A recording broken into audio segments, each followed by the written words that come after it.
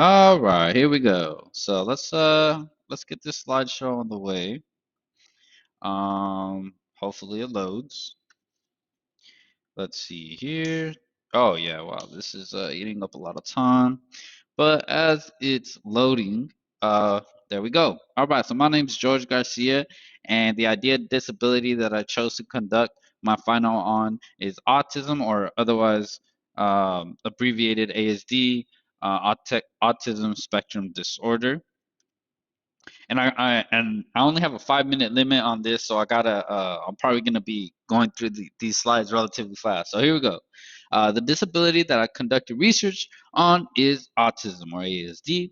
What is autism? Autism is a neurodevelopmental disorder that affects how people communicate and interact with others and the world around them. And as I was conducting my research, one thing that I found interesting is that um, prior to conducting research and really prior to this class, I thought that autism was a learning disability, but through conducting research, I have come to the conclusion that it is not.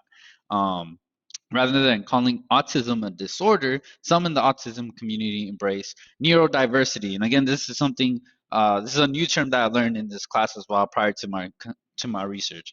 This concept says conditions like autism and neurological variations that are simply part of human differences. Symptoms of autism.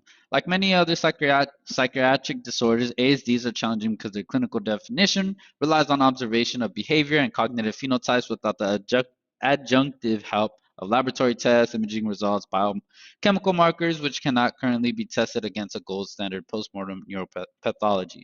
When I was going over symptoms of autism and you know the other I was trying to answer all the other questions as well. It was I found it very difficult to find concrete answers to some of the questions that were posed. But there it's so there's different levels and different tiers and different just it's like almost like a case by case um you know scenario for each person. Um but some of these symptoms involve arm flapping or rocking, sometimes called stimming, repeating certain sounds or phrases, sometimes called echolalia, and then as well as trouble reading nonverbal cues, unwritten social rules, and things of that nature. And I'll go over more symptoms in about a slide or two from now. Causes of autism, and same thing here. It was there's a lot of different answers here, but recent findings in genetics permit the identification of specific genetic subsets of ASD based on etiology, which is significant advance over subjective DSM-based diagnosis. Um, there's a lot of different data here. Some of it is genetic, and what I was actually surprised about is that there's genetics play a role in it, but so does environment. Although that is in research, it was more harder to prove in some of the studies, but um, environment kept coming up in my research as well. And then here's some more evidence. How does it present in children and adolescents? So here are a couple of examples of how it presents itself. Really, more symptoms: delayed language skills, delayed movement skills, anxiety, stress, or excessive worry, lack of fear, more fear than expected, unusual mood or emotional reactions. And then here are more.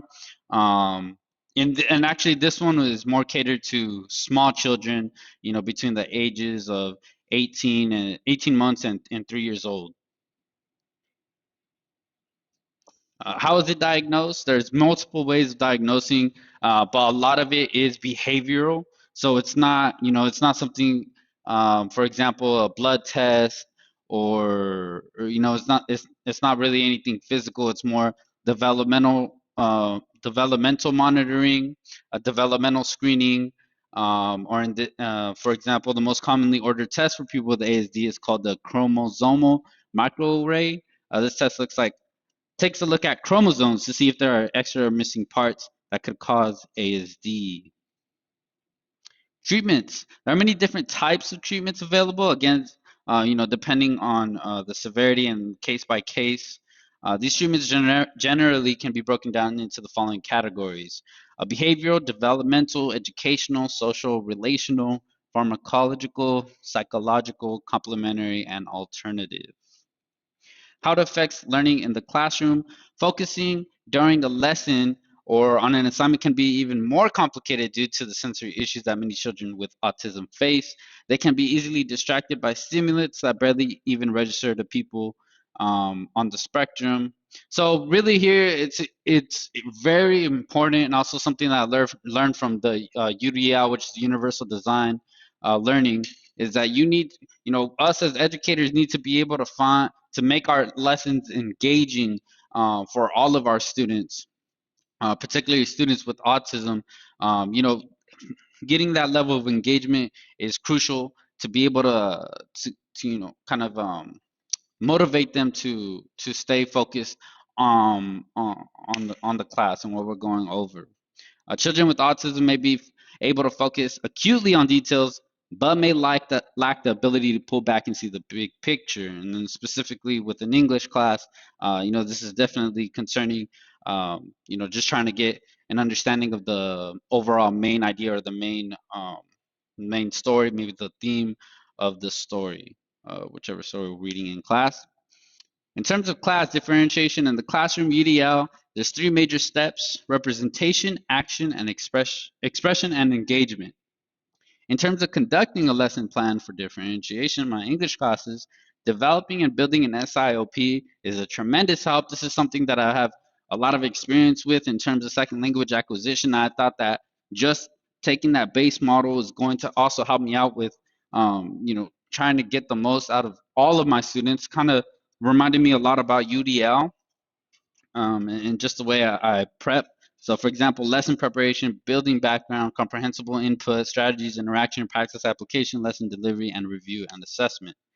Uh, Integrating the concept of the pyramid model, which is also something new that I learned throughout my research, will also help support students with ASD and other disabilities that may interfere with learning. There's three tiers involved here in the pyramid model: tertiary intervention, secondary prevention, and universal promotion. Universal promotion is kind of like the base: high quality supportive environments, nurturing and responsive relationships. Secondary prevention is targeted social emotional supports for our students. Tertiary intervention is intensive intervention, oftentimes one-on-one. Differentiation in the classroom. Here are a couple of steps that also will help out in class activities, such as immersing students in high interest activities and topics, something that I touched on earlier. Increase engagement level, utilize repetition, use modeling methods, set goals, and add in reinforcement. And here's my works cited, slide 2 through slide 8 here on this screen. Couple of the sites I used here, and then also slides 9 through 11 will be available here. I'll also probably attach these works cited in a separate document as well in the presentation or when I submit it. So I hope you enjoyed my presentation. I know I kind of had to rush through it.